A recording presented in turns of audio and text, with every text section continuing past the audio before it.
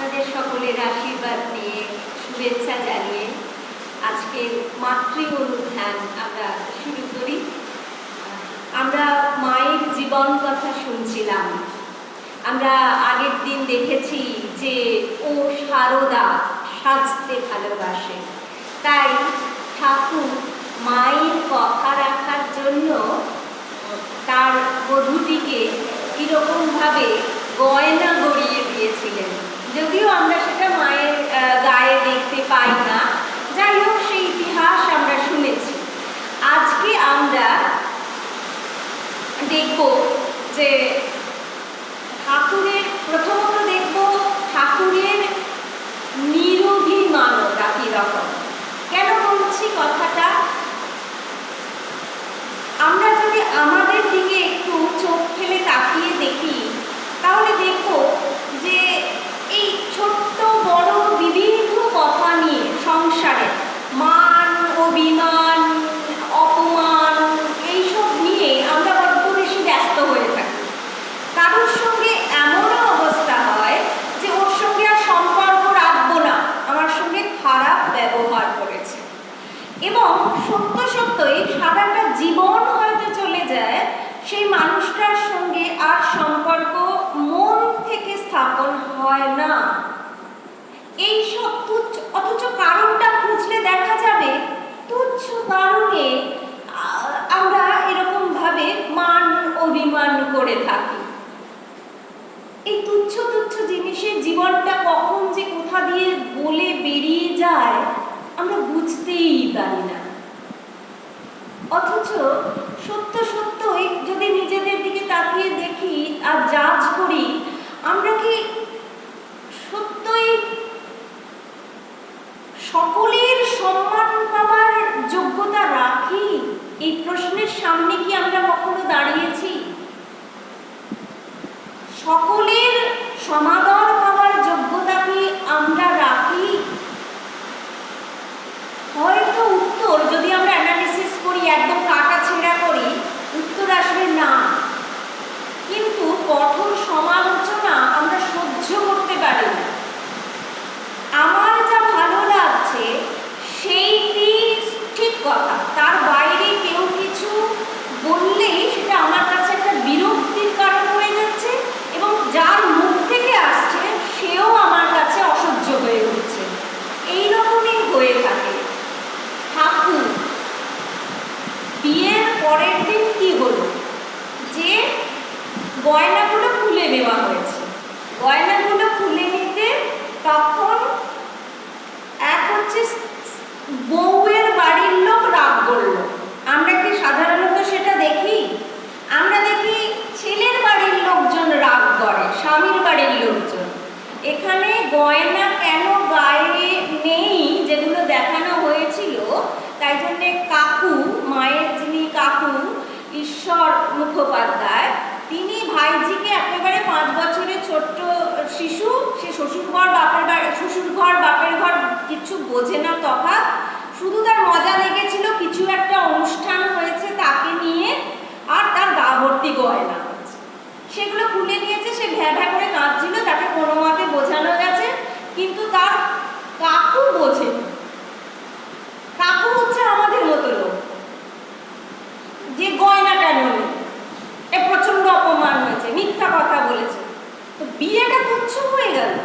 আসল জিনিসটা কি? এই যে উৎসব কেন, বিবাহ একটা সম্পর্ক, এবং সেটা একটা শুভ পবিত্র সম্পর্কে বাঁধা হলো ভগবানকে সাক্ষ্য রেখে। সেটাকে অস্বীকার করে দিয়ে সেটাকে তুচ্ছ করে দিল কেন? সামান্য গয়নার জন্য। ভাইজিকে ট্যাকে করে নিয়ে চলে গেল দর্প দেখি। আমাদের ঠাকুর মূল কথাটি ধরলেন, নিয়ে তো গেল, কিছু হবে না, বিয়ে তো হয়ে গেছে। ঠাকুর ধরেছেন শুধু বিয়ে, আমরা শুধু তুচ্ছ কারণে খুঁড়ের মতো রাগারাগি করি, কিন্তু আসল জিনিসটা তার ভিতরে লুকিয়ে থাকে, সেটা আমরা খুঁজি না বা খুঁজবার চেষ্টা করি না। ওই কাকুর মতো ঠাকুরের সঙ্গে ওই জন্য আমাদের পার্থক্য। আচ্ছা বেশ, কেন বলছি এই কথাটা? 2 বছর গেল, আমরা বলেছি যে সংসারের অনটন দেখে ঠাকুর একটু চিত্ত বিক্ষিপ্ত হলো, তাই ফিরে যেতে হবে দক্ষিণেশ্বরে, গিয়ে পুজো করতে হবে, নাহলে অর্থ আসবে কোথা থেকে। তো যে মানুষটা দক্ষিণেশ্বরে সাধনার পর সাধনা করছিলেন মায়ের জন্য, শুধু কামারপুকুরে এসেও তিনি ওই সাধনাতে ডুবেছিলেন, তার যখন বিয়ে হলো, ফিরে আসবার সময় তিনি তার ওই বিয়েটি কিন্তু ভোলেননি বধূটির কথা, তাই যাচ্ছেন। কিন্তু ঠাকুরের যাবার দরকারটা কি ছিল? এটাকে আমি নিরভিমানতা বলছি। ওই মান অপমান হতেও তো পারত, যে খুড়ো যখন বউকে কোলে তুলে নিয়ে চলে গেছে, রাগ করে চলে গেছে, সেখানে উত্তপ্ত বাক্য বিনিময় হয়েছে, তা লেখা নেই গম্ভীর মহারাজের বইয়ে, কিন্তু আমরা তো নিশ্চয়ই কল্পনা করতে পারি সিচুয়েশনটা। তাহলে ওখানে গেলে যে ঠাকুরকে অপমান করা হবে না, কেউ তো ঠাকুরকে ডাকেনি, এ কথা কোথাও লেখা নেই। ঠাকুরকে ডাকা হয়েছিল, তো ডাকেনি। সেখানে ঠাকুর গেলে ঠাকুরকে যে অপমান করা হবে না সেটা কেউ লিখে দিয়েছে? কিন্তু ঠাকুর ওই তুচ্ছ জিনিসের কথা ভাবছেনই না। তার দায়িত্ব আছে, তিনি বিয়ে করেছেন, কর্তব্য আছে। কেন কর্তব্য আছে? যে মানুষটা সন্ন্যাসী প্রায়, যা নিজেকে তিনি মায়ের কাছে দিয়ে দিয়েছেন, আমার ইচ্ছা দিলাম, আমার অনিচ্ছা দিলাম, আমার ভালো দিলাম, আমার মন্দ দিলাম, আমার সূচি অসুচি সব দিলাম, সেই মানুষটা তার স্ত্রীর প্রতি কি কর্তব্য? স্ত্রীর প্রতি কর্তব্য আছে, স্ত্রীকে তৈরি করার কর্তব্য। কেন তৈরি করার কর্তব্য? না, জগতের জন্য তৈরি করবার কর্তব্য। অর্থাৎ সব কিছুই কার জন্য? তার জন্যেও নয়, তার বউয়ের জন্যেও নয়, জগতের জন্য। সেই জগৎ কার? জগৎ মাতা। তাহলে সব কিছু জগৎ মাতার জন্যে ঠাকুর করছেন, ওই জন্য কুটো বাঁধা। ঠাকুর এতখানি, তাই কত আমি অবাক হয়ে যাই যে আমাদের সঙ্গে ঠাকুরের কিরকম পার্থক্য। এইটুকু ছোট্ট শরীরে ঠাকুরকে আমরা দেখছি, সীমার মধ্যে অসীমকে তিনি বাঁধা পড়েছেন এই শরীরের মধ্যে। আমরা চিনতে পারি না, বুঝতে পারি না, কিন্তু যখন এইভাবে অ্যানালিসিস করি, একদিকে নিজেদের মন, একদিকে ঠাকুরের মন বা মা স্বামীজি, এদের মনগুলোকে রাখি, মহারাজদের মনগুলোকে রাখি, তাদের কর্মজীবনকে রাখি, চিন্তা ভাবনাকে রাখি, তখন বুঝতে পারি পার্থক্যটা কোথায় কোথায়। তাই না? ঠাকুর চলে গেছেন এবং তিনি নিজে একটা ভালো ইনকাম করেন কলকাতাতে জমিদার বাড়িতে, তার বিরাট গর্ব হবার কথা। সেই গ্রামের কজন এমন ইনকাম করে, তো তিনি তো তার যাবার কোনো প্রশ্নই নেই, যাক তখনকার দিন যাক, নিয়ে গেছে নিয়ে যাক, আবার আমি একটা বিয়ে করবো, এরকম তো সাধারণত স্বামীদের চিন্তা ভাবনা ছিল। বহু বিবাহ তখন উঠে যায়নি, কিন্তু ঠাকুর সেসব করছেন না। কারণ ওই সব তুচ্ছ ব্যাপারে, সংসার, তারপরে হচ্ছে দেওয়া নেওয়া, জিনিসপত্র কম বেশি, মান অপমান, এগুলো তুচ্ছ, এগুলো বাহ্যিক জিনিস। ও বাহ্যিক জিনিসে ঠাকুরের মন নেই। আছে কোথায়? ওই বিয়ে হয়েছে এবং আমার দায়িত্ব আছে। দায়িত্ব হচ্ছে মা বলেছেন যে একে তৈরি করতে হবে, তাই মা পাঠিয়েছেন আমার সহধর্মিণী করে, আর একে তৈরি করব জগতের জন্য। কেন কি? সেটা জগৎ মাতার ইচ্ছা। ঠাকুর গেছেন, ছোট্ট একটুখানি মানে অল্প বয়সের ব্যবধান হৃদয়ের সঙ্গে, সে মামাকে বড় ভালোবাসে, সেও যাচ্ছে মামার সঙ্গে। তো পথে যেতে যেতে পুকুরের মধ্যে পদ্ম ফুল ফুটে আছে, হৃদয় তুলেছে। কেন না? সে তার মামিকে ওই ফুল দেবে। মামাকে কেন? মামি তখন 2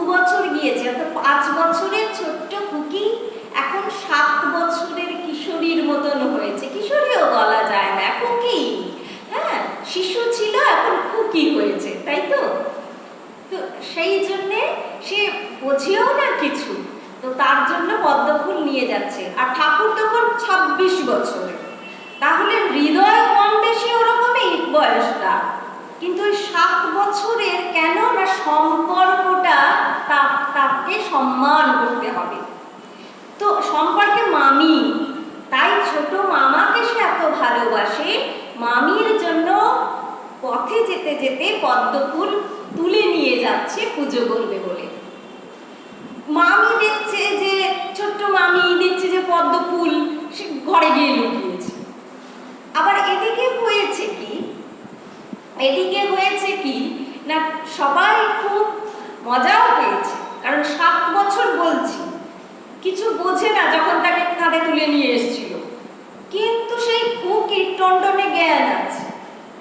জ্ঞান সকলে দেখছে, কি টনটনে জ্ঞান না তার 26 বছরের স্বামী গিয়েছে, আর সেই খুকি এসে হঠাৎ কোথা থেকে খানিকটা মাটি টাটি নিয়ে জল টল দিয়ে ঠাকুরের পা, তার স্বামীর পা বেশ সুন্দর করে ধুইয়ে মুছিয়ে টুছিয়ে দিয়ে আর সামনে দাঁড়িয়ে হাওয়া বাতাস করছে। তো সকলে বুঝি মানে এদিকে কোনো জ্ঞান নেই, ছোট্ট শিশু খেলাধুলা করা, ছোট বাচ্চাকে কোলে তুলে নিয়ে ঘোরা অভ্যাস, সে কিনা এইরকম সখীদের সঙ্গে ঘুরে ঘুরে বেড়ায়, তো এরকম করছে। তো মা পরবর্তীকালে বলেছেন যে উনি যখন দ্বিতীয়বার এসেছেন জয়রামবাটিতে, তখন হঠাৎ আমাকে বললেন, মানে ঠাকুর মাকে বলছে, সাজি মাটি দিয়ে আমার পাটা একটু ধুয়ে দাও তো। এই যে সাজি মাটি দিয়ে আমার পাটা একটু ধুয়ে দাও তো, এটা কিন্তু ঠাকুর বললেন, মা কিন্তু নিজে থেকে করেননি, ঠাকুর এটা বলেছেন। তখন আমরা মায়ের যে ক্যারেক্টারের সঙ্গে পরিচিত ছোট্ট থেকে, তিনি ছোট্ট থেকেই তার মা রান্না করতে পারে না অতগুলো ভাই বোনকে সামলে, মা সেটা করেন। মা ভাতের হাঁড়ি নামাতে পারেন না বলে বাবা নামিয়ে দেন। মা অতগুলো কচি খোকাকে দেখতে পারে না, কারণ দলঘাস গরুর জন্য কাটতে যেতে হয়, কাপাস তুলো তুলতে যেতে হয়, তাকে পইতে বানাতে হয়, বাবাকে সেগুলো নিয়ে বিক্রি করতে যেতে হবে। তো সে তার ভাই বোনদের সামলায়, সে মায়ের সঙ্গে হাতে হাতে দলঘাস কাটে। তো এই যে একটা স্নেহময়ী ভাব ছোট্ট থেকেই মায়ের মধ্যে আছে, কিন্তু তাহলে সে স্বামী বলে ব্যাপারটা হয়তো অতটা বোঝে না, সে খুকি, কিন্তু যখন তাকে এসে কেউ বলেছে যে এটা তোমার বর, এটা তোমার স্বামী, আর সেই স্বামী তাকে নতুন দেখলেও বলছে সাজি মাটি দিয়ে আমার পাটা একটু ঘষে দাও তো, তাহলে কি সে দেবে না? তার তো স্নেহময় একটা মন না তার, তো সে অবশ্যই দেবে। সে কিছু বুঝুক চাই নাই বুঝুক, সে নিয়ে এসে ঠাকুরের পাটি বেশ সুন্দর করে সাজি মাটি দিয়ে ঘষে জল দিয়ে ধুয়ে দিয়েছে। তারপর তার মনে হয়েছে সে খুকি যে আচ্ছা পাটা ধুয়ে দিয়েছি, এতটা হেঁটে এসেছে, তো আমি একটু বাতাসও করি, যেমন তার বাবা এলে বাতাস করে, ভাইকে করে, ঘুম পাড়ায়, ঠিক তেমনি করে করেছে। দুনিয়ার লোক দেখছে, মা সেটা বলেছে যে আমাকে বললে আর আমি এটা করে দিলাম, ও মা সেই নিয়ে কত কথা, সকলে বলতে লাগলে যে দেখো দেখো এইটুকুনি মেয়ে সারু, সে স্বামীর আবার পা ধুইয়ে দিচ্ছে, বাতাস করছে, কত সেবা করছে, অথচ স্বামীর সঙ্গে কিছু হলো না বলে dot dot dot dot dot dot দেওয়া আছে। অর্থাৎ স্বামীকে চিনল না, স্বামীর সঙ্গে ঘর করলো না, কিন্তু এত সেটা স্বামীর সঙ্গে এত সোহাগ, ব্যাপারটা পাড়ার মেয়েরা এটা বলতে চাইছে। কিন্তু আমরা একটা শিখছি, পাড়ার মেয়ে যাই বলুন, আমরা একটা জিনিস শিখলাম, সেটা ঠাকুর শেখাচ্ছেন, যে সেই যে প্রাচীনকালে যাদেরকে নিয়ে, যেসব চরিত্র নিয়ে, যাদের মহিমা নিয়ে ভারত আজ গর্ববোধ করে, সেই যে সীতা, সেই যে সাবিত্রী, সেই যে দময়ন্তী, তারই একটি ছোট্ট রূপ প্রকাশ পাচ্ছে, যেটা ঠাকুর করিয়ে ছাড়লেন। আজ আমরা দেখছি গম্ভীর মহারাজ লিখছেন, সর্বত্র লেখা আছে, মা অতটুকু খুকি হলে হবে কি, তার স্বামী যেই গেলেন তিনি স্বামীর পা ধুইয়ে দিয়ে বাতাস করতে লাগলেন, স্বামী সেবা করতে লাগলেন। কি ঠাকুর করিয়ে নিচ্ছেন। কেন করাচ্ছেন? আমাদেরকে শেখাতে চাইছেন। এই যে ট্র্যাডিশন, এই ভারতবর্ষের ট্র্যাডিশন, হাই হ্যালো, যে আমরা এখন আমাদের বাড়িতে কেউ এলে একটা নমস্কার, একটা প্রণাম ভুলে গেছি। কিন্তু এগুলো সবই যেটার বিরুদ্ধে স্বামীজি, ঠাকুর, মা সকলে যেটার বিরুদ্ধাচারণ করেছেন তাদের আচরণে, যে পাশ্চাত্যের অনুকরণ করো না। আজকে আমরা কনসাসলি, তখন ইংরেজ আমাদের দেশ শাসন করতে চলে এসেছিল, তারা আমাদের উপরে অনেক কিছু চাপিয়ে দিচ্ছিল, আর আমাদের নিজেদেরকে আমরা হতভাগ্য দিন বোধ করছিলাম, তাদেরকে আমরা দারুণ বোধ করছিলাম, কারণ তারা আমাদের প্রভু ছিল। সেই জন্য আমরা তাদের যে আমাদের প্রভু, তাদেরকে আমরা অনুসরণ অনুকরণ স্বাভাবিকভাবে করব, এটার একটা লজিক আছে। কিন্তু আজ আমরা কি ট্র্যাডিশন সম্পর্কে অবহিত নই? তবে কেন আমরা এইভাবে তাদেরকে অন্ধ অনুকরণ করছি? এটা তো স্বামীজি চাননি, এ তো মা দেখাননি, এ তো ঠাকুরও দেখাননি।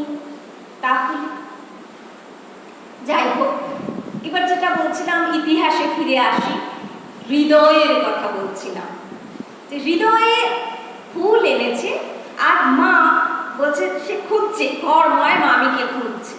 কেন না, মায়ের পায়ে খুকি মামি পায়ে ফুল দিয়ে সে প্রণাম করবে। সম্পর্ক, এটা কিন্তু একটা ট্র্যাডিশন, হ্যাঁ, যে যতই বয়সে ছোট হোক, সম্পর্কে বড়, তারও একটা কিন্তু সম্মান করতে হবে। হৃদয়ের এই জেস্টারটা আমার ভীষণ ভালো লাগে, কারণ ওই কুদে মামি গিয়ে ঘরের কোনায় কোথায় যেন লুকিয়ে বসেছে, আর হৃদয় তাকে খুঁজে পেতে বার করে সত্যি সত্যি মায়ের রাতুল চরণে ওই তুলে আনা পদ্ম ফুলগুলি দিয়ে প্রণাম করেছে। হৃদয়ের এই জেস্টারটা কেন আমি হাইলাইট করছি এবং বলছি জানেন? কারণ এই হৃদয়কে পরবর্তীকালে আমরা আর খুঁজে পাই না।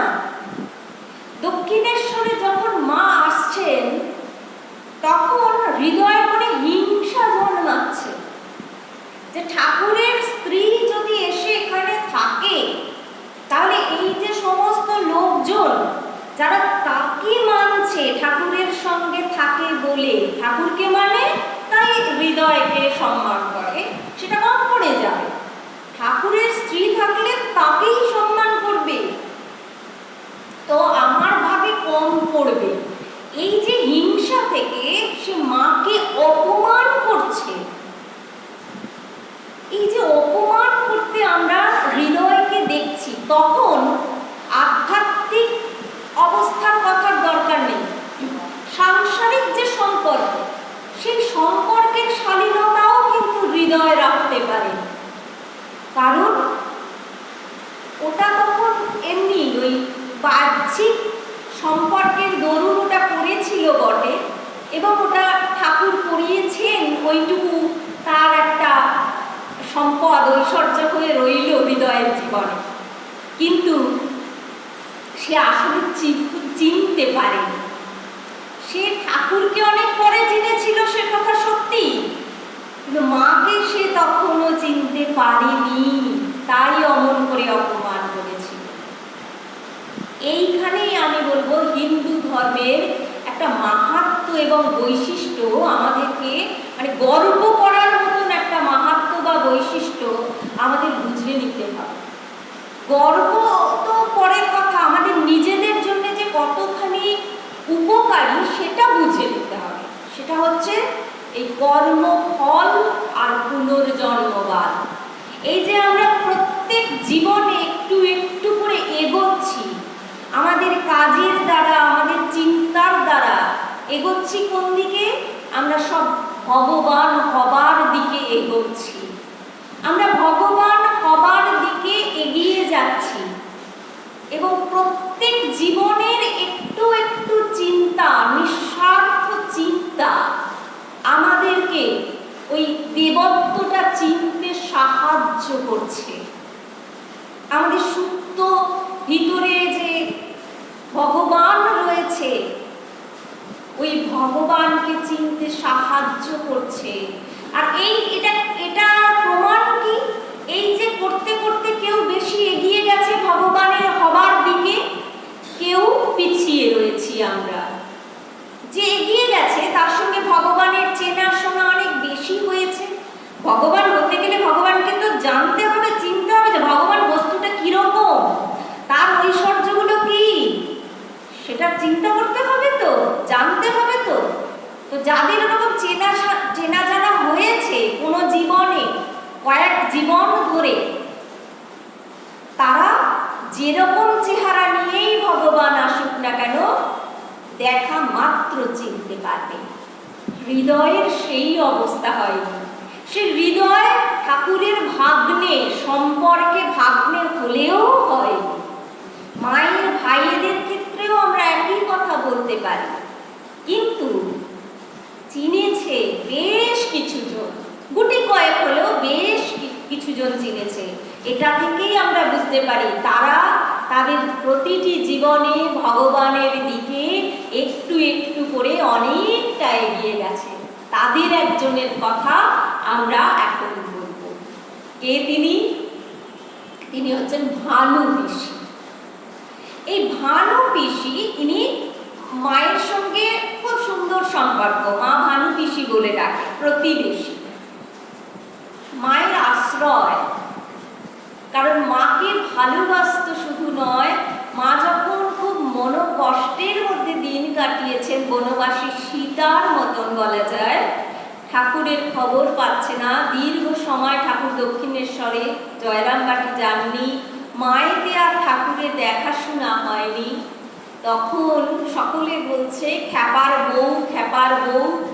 খ্যাপার সঙ্গে বিয়ে হয়েছে, মা উদ্বিগ্ন, কষ্টে কাতর, স্বামী হারানোর ভয়, এই সব ভয়, সব কিছুর উদ্বেগের একটা আশ্রয় তিনি পেয়েছিলেন এই ভানু পিসির কাছে। ভানু পিসি ওখানে তখন ওই যে বেশি চাষবাস তো হয় না বাঁকুড়া জেলাতে, ওই কাপাস তুলে এনে সুতো কাটা হয়, পৈতে বোনা হয়, কাপড় বোনা হয়। ভানু পিসি ওই চরকা কাটে, চরকার শব্দ হয়, আর মা গিয়ে সেখানে আঁচল বেঁধে ঘুমিয়ে থাকে।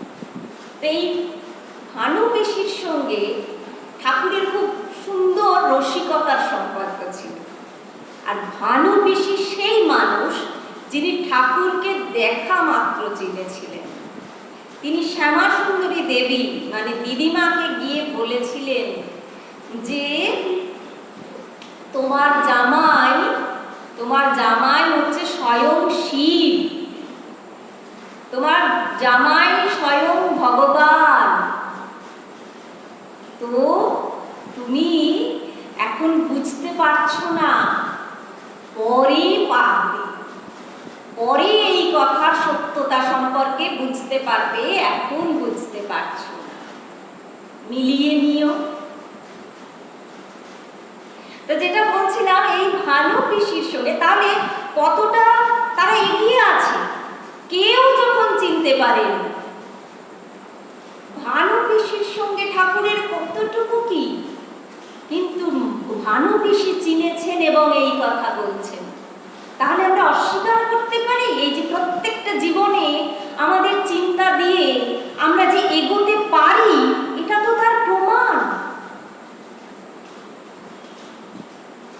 ভানু পিসি অনেকটা এগিয়ে রয়েছে, তাই নয়? তো এই ভানু পিসির সঙ্গে কিরকম সম্পর্ক সেটা বলছি, যে ভানু পিসি যখন ঠাকুর আসতেন, ভানু পিসি এরকম একটা হাতে একটা মালা নিয়ে এরকম তুলসী কাঠিতে তিনি জপ করতেন। তো বৈষ্ণবরা যেরকম একটা থলির মধ্যে রাখে না জপমালাটা, ঠাকুর সব বলতেন চরকা কাটা হতো, চরকা কাটছে, তার সুর হচ্ছে একটা, সেই সুরের সঙ্গে সুর মিলিয়ে মিলিয়ে ঠাকুর মজা করে বলতেন গান করে করে, যে ফুস ফুস ফুস সব ফাঁকি, ঝুলিতে মালা রেখে জপলে আর হবে কি।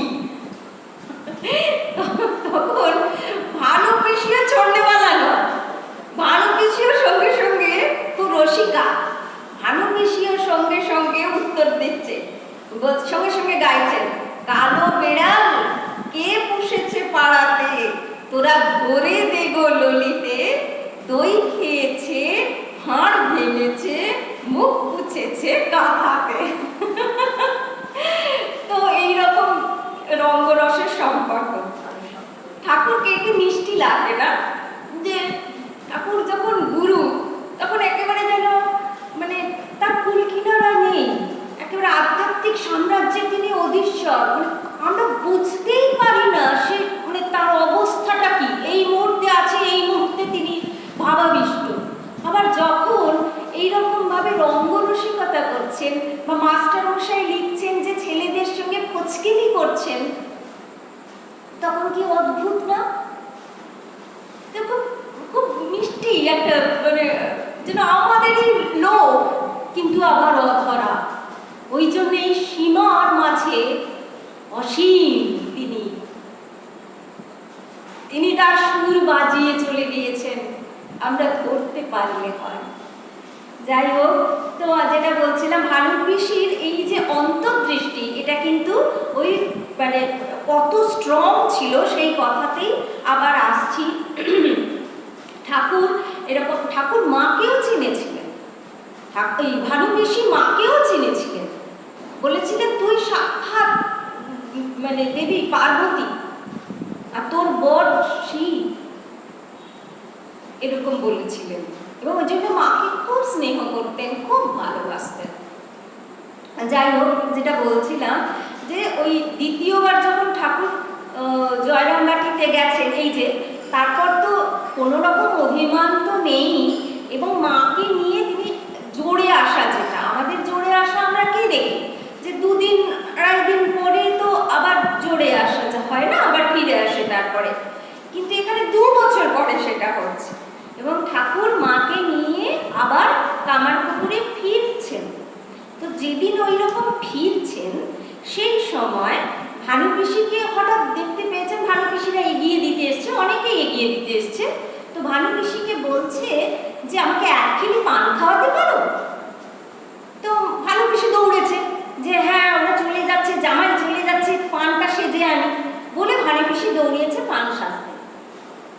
পান সাজতে একটু সময় লাগবে তো রে বাবা, দেখে ঠাকুর ছটপট করছে, ছটপট করতে করতে হাঁটা লাগিয়েছে। হাঁটতে হাঁটতে যখন পান সেজে নিয়ে এসেছে, ঠাকুর তখন অনেক দূর চলে গেছে। আর ভানু পিসি যে অনেক দূর, মানে দূরে দেখা যাচ্ছে, মানে ডাকলে শুনতে পাওয়া যাবে না, এতটা দূর চলে গেছে। লোকে কি বলে, আচ্ছা জামাই অত দূর চলে গেছে, যাকে যাক, ভুলেই গেছে যখন অতটা চলে গেছে চলে গেছে। ভানু পিসি দৌড়াচ্ছে, ভানু পিসি দৌড়াচ্ছে, দৌড়ে দৌড়ে দৌড়ে দৌড়ে মানে যখন অনেকটাই দৌড়ে চলে গেছে, ঠাকুরও মানে দৌড়াবার মতন করে হেঁটে হেঁটে আরো দূরে চলে গেছে, তখন হঠাৎ ঠাকুর পিছন দিকে তাকিয়েছে, তাকিয়ে দেখছে ভানু পিসি। বলছে কি ব্যাপার, তুমি এত দূর চলে এসেছো, না তুমি যে পান খেতে চাইলে? তো তখন ঠাকুর বলছেন এই যে কথাটা, মানে কোনো কথাটাই ফেলনা নয়।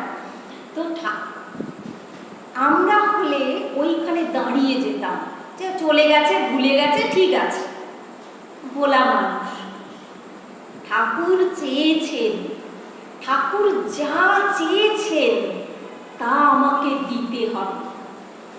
আমি একজন মহিলা, আমি দৌড়াবো, গ্রামের লোকে 5 কথা বলবে, সেটা দেখতে কেমন লাগবে আমি জানি না, আমার লোক লজ্জার ভয় নেই, আমার কষ্ট হবে শরীরে, আমার চিন্তা নেই, আমার হুঁশ নেই, আমার কি ঠাকুর ওইটি চেয়েছেন, ঠাকুরের জন্য আমি এটা করব। এই যে নিষ্ঠা, এটা নিষ্ঠা, এই নিষ্ঠা। এবং তিনি ঠাকুরকে সত্যকারের চিনেছেন শিব বলে। তো যখন হাঁপাতে হাঁপাতে দাঁড়িয়ে বলছে তুমি যে পান চেয়েছিলে, তখন ঠাকুর হাসতে হাসতে, এখন ঠাকুর হাসছেন, অর্থাৎ ঠাকুরের মনে আছে কি বলছেন, কথাটা শুনুন। ঠাকুর বলছেন তোমার হবে, তোমার হবে, তোমার হবে।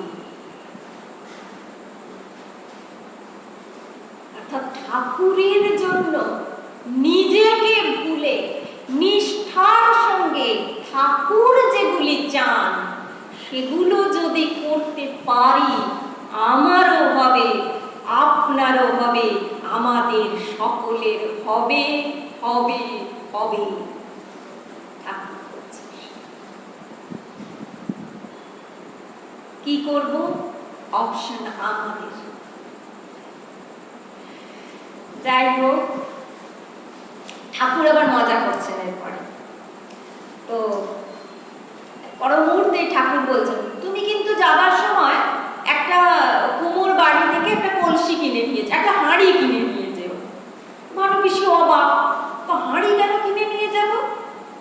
বলছে তা না হলে এরকম এত দূর চলে এসেছো ঘর থেকে, খালি হাতে গেলে ঠেঙাবে তোমাকে, তো তুমি গিয়ে বলবে আমি কুমোর বাড়িতে গিয়েছিলাম কলসি কিনতে, হাঁড়ি কিনতে।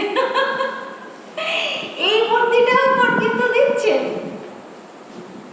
মজা করেই হোক। এই বুদ্ধিটা মানে কতখানি বাস্তব, এটা স্বামীজির ক্ষেত্রেও আমরা দেখি। হ্যাঁ, অন্য মানুষের জন্য দৌড়াচ্ছে, পাড়ায় গেলে তোমার নিন্দে হবে, তো তুমি একটা কলসি কিনে নিয়ে যেও। এই বাস্তববাদিতা, এটা আমরা ঠাকুরের মধ্যে যেমন দেখি, মায়ের মধ্যেও আমরা দেখি। মায়ের মধ্যে তো ভীষণ দেখি, স্বামীজির মধ্যে।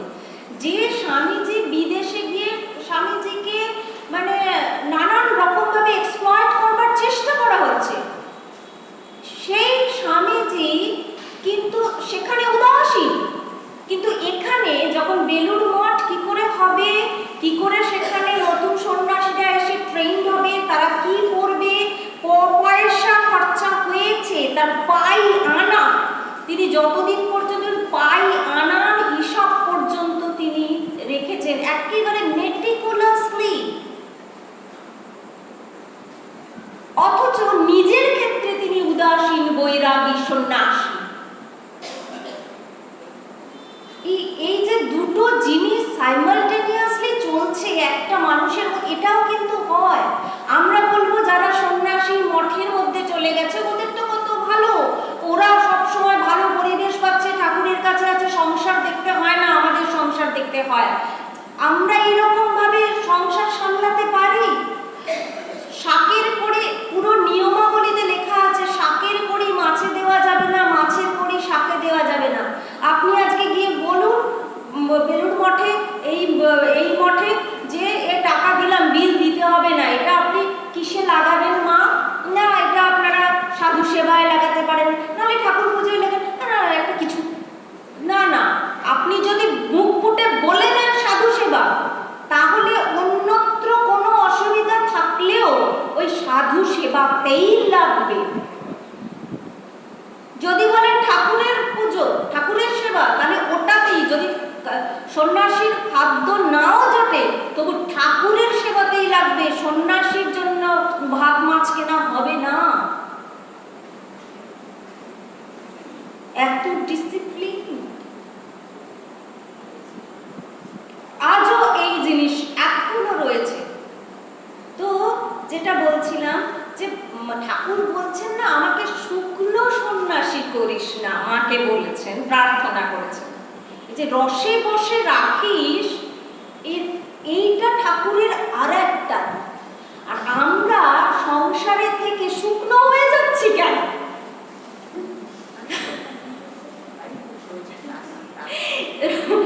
যারা সন্ন্যাসী বা তারাই আধ্যাত্মিক জগতের লোক, তারা জগতের সবকিছু ত্যাগ করছে, তারা আনন্দে ডগমগ করেন। আর নরেন্দ্রপুরে একজন মহারাজ রয়েছে, সূর্যগোপাল মহারাজ, তিনি খালি এসেই বলেন সব ছেড়ে দিয়েছি বলে তোমরা মনে করেছো আমি নিরানন্দে আছি? আমাকে দেখলে মনে হয় আমি দুঃখী মানুষ? আমাকে দেখলে মনে হয় আমি আনন্দে নেই? মানে উনি সবসময় এত চার্জ, মনে হচ্ছে যেন ব্যাটারি সবসময় ফুল চার্জ করা আছে ওনার, ছটপট ছটপট করছে, যথেষ্ট বয়স হয়েছে মহারাজের। তো এই যে আর আমরা সংসারে থেকে যেন আমাদের তো সব কিছু জগতে আমরা যা চাই তাই অ্যাচিভ করতে পারি, অ্যাচিভ করছিও, ভালো চাকরি করছি, বাকরি করছি, যেখানে ইচ্ছা ঘুরতে যেতে পারছি, যা হচ্ছে যা ইচ্ছা করি করতে পারি, স্বাধীন জীবন। অথচ আমরাই শুকনো হয়ে পড়ছি, সন্ন্যাসীরা আনন্দে আছে, অথচ তারাও কিন্তু বিরাট সংসার নিয়ে দিন কাটাচ্ছে। কিন্তু আমার বলে কিছু বোধটি না থাকলে তাহলে কত আনন্দ কেনা যায়, কিন্তু আমরা আমারটাকেই ছাড়তে পারি না। কি দুর্দশা, কি দুর্ভাগ্য আমাদের।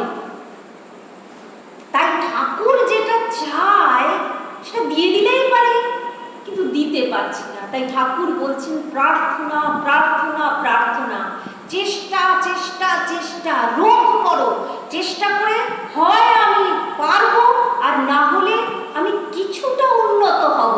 তাহলে কোনো এক সময় ওই ঠাকুরকে দেখলে চিনতেও তো পারবো ভালো পিসির মতো। সেদিন ঠাকুর একটা আমাকে ফরমাশ করবে, একটা 1 কিলি পান, একটা সুপারি, একটু চুন, কিছু না কিছুর জন্য ফরমাশ পাঠাবে, ঠিক কোনো না কোনো ভাবে পাঠাবে।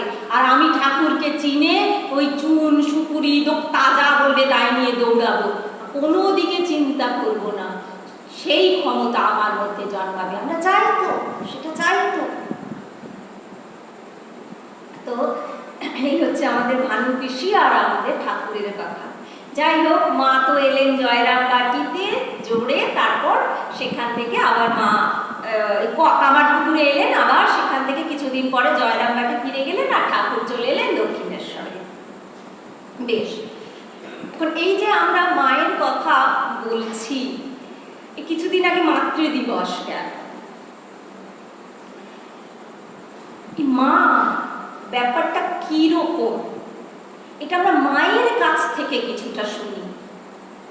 ব্রহ্মচারী অশোক কৃষ্ণ তিনি মায়ের কাছে এসেছেন, আর মা সেই সময় মানে দেহ চলে যাবে, শেষবারের মতন অসুখে শুয়ে রয়েছেন। আমরা সবাই জানি যে মা ভীষণ অসুস্থ হয়েছিলেন, এবং মায়েরও প্রায় অস্থি জন্মসার শরীর নিয়েই যেতে হয়েছে, এবং শেষ সময় মায়ের হাঁপানির টান মারাত্মক রকমের হয়েছিল।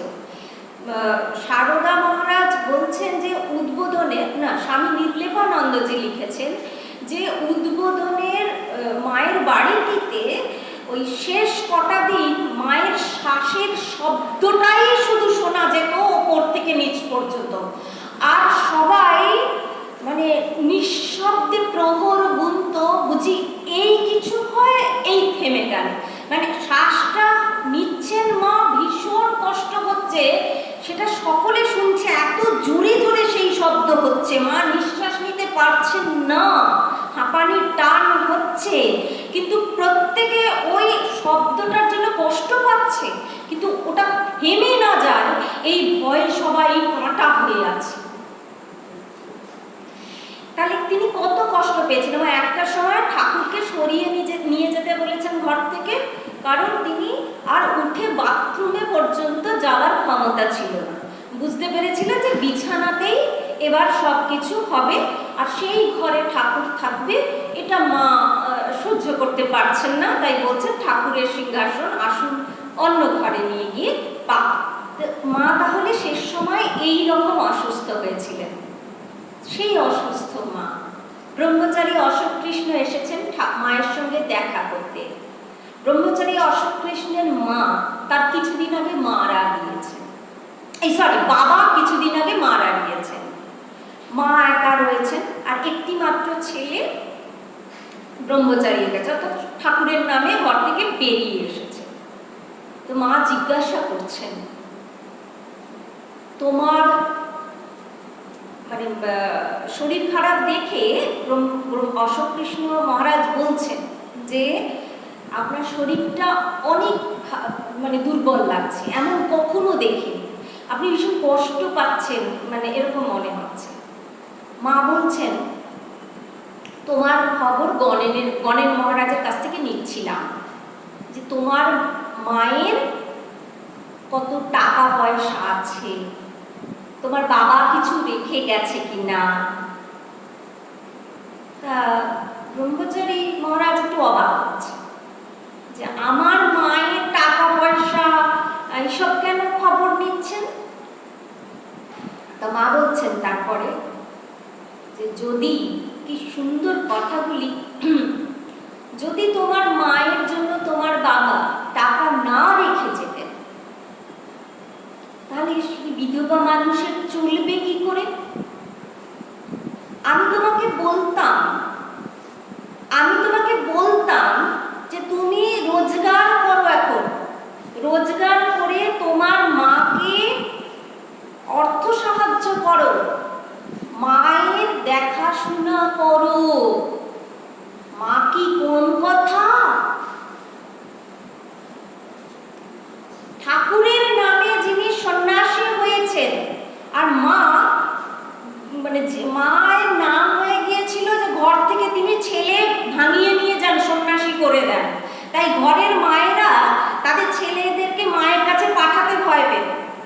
তো এই মহারাজ তিনি সন্ন্যাসী হবেন, ব্রহ্মচারী হয়েছেন, মা খোঁজ নিচ্ছেন নিজের অসুখের সময়, শেষ সময়, যে তার যে বাবা মারা গেছে তার মায়ের কিছু অর্থ সম্বল আছে কিনা। যদি না হয় তাহলে ছেলেকে বলবে তুমি ফিরে যাও, ফিরে গিয়ে রোজগার করো, রোজগার করে মাকে খাওয়াও, এখন ঠাকুরের সেবা করতে হবে না।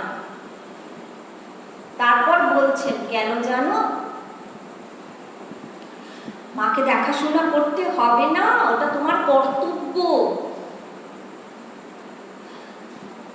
আবার কিরকম বাস্তব বুদ্ধি, বলছে যে মায়ের ওই যেটুকু টাকা পয়সা রেখে গেছে সেটা তাড়াতাড়ি ব্যবস্থা করে দাও। এখন ভয়, মা বলছেন যে বিধবা মানুষ তো, মেয়ে মানুষ তো, টাকাগুলো রাখতে পারলে হয়। কেন না তখনকার দিনের মেয়েরা তো, এই তখনকার দিনের কেন, এখনো মহিলারা এই ফিনান্সিয়াল ব্যাপারটা খুব একটা ভালো করে বুঝতে চেষ্টা করে না, ওখানে ডিপেন্ডেন্ট হতে চায় না, ওখানে বাড়ির পুরুষরাই যেন ওটা বুঝলে ভালো হয়। নেহাত স্বামী যদি চলে যায়, ছেলেও যদি ত্যাগ করে বা ছেলে না থাকে, তখন গিয়ে সেই সমস্ত চিন্তা ভাবনা করে যে কি করে কি টাকার ব্যবস্থা করবে। নাহলে আমার স্বামী সব জানে, সে চাকরি করা অথবা না করা। খুবই অবাক লাগে। মা বলছেন, মা দুঃখ করেই বলছেন মেয়ে মানুষ টাকাটা রাখলে। একটা কথা এখানে চিন্তা করে দেখুন, আমাদের সকলের এই সব দিকে ইন্ডিপেন্ডেন্ট হওয়া দরকার। কারণ এই যে মা চিন্তা করছেন যে তার ছেলে সন্ন্যাসী হতে পারবে না যদি না তার টাকাগুলো ঠিক মতো ব্যবস্থা করে রাখা যায়। যদি অন্য কেউ লিখিয়ে নিয়ে চলে যায়, লেখাপড়া শিখতো না তখনকার দিনের মহিলারা, তো বলছে টাকাগুলো তাড়াতাড়ি করে ব্যবস্থা করো। আর কি করো, আর তা না হলে মাকে নিয়ে তীর্থে যাও। তীর্থে গিয়ে এই যে আমি যে কথাগুলো বলেছি, কি কথা বলেছেন না, টাকা নিয়ে বেশি নাড়াচাড়া করা ভালো নয়। কখন যে কোন দিক দিয়ে লোভ এসে দাঁড়াবে সামনে, এটা বুঝতে পারা যায় না। এমন করেও ভাববে না যে আমি মায়ের টাকা রক্ষা করছি, ওই জন্য বিষয়ের মধ্যে লেগে পড়বে না। এই কথাগুলো মাকে গিয়ে তুমি শোনাবে, আর মাকে তীর্থে নিয়ে যাও, নিয়ে গিয়ে সেখানে থাকো, কিন্তু মা বেটার সম্পর্ক ভুলে। তার মানে কি সুন্দর কথা, ছোট্ট ছোট্ট কথা, সব মন্ত্রের মতো, সারা জীবনের সঙ্গী। আমি এখানে, ওরে আমার কি হবে রে, তোর বাবা চলে গেছে, তুই আয়, আমায় দেখ, ভালো রোজগার কর, বিয়ে কর, এই কর ওই কর। মা মনে আছে ওই যে তোর বাবা যখন ছিল তখন কি হয়েছিল, আমরা কোথায় গেছিলাম, কি খেয়েছিলাম, বাবা তোর মনে পড়ে, বলে ঝরঝর করে কান্না। এটা এখানে হলো। এবার তীর্থে গেলাম, তীর্থে কি করতে গেছি, ভগবানকে স্মরণ করতে, তীর্থপতিকে বরণ করে নিতে জীবনে, মনে, হৃদয়ে। তখনও সেখানে গিয়ে একটু বিশ্বেশ্বরকে পূজা চড়িয়ে এসে, মনে আছে তোর বাবা বলেছিল আমরাও আসবো কাশীতে। তাহলে দরকার ছিল আর কাশী যাওয়ার? তো ঘরে বসেই মা বেটাতে হতো, তাই না? ওই জন্য বলছেন মা বেটার সম্পর্ক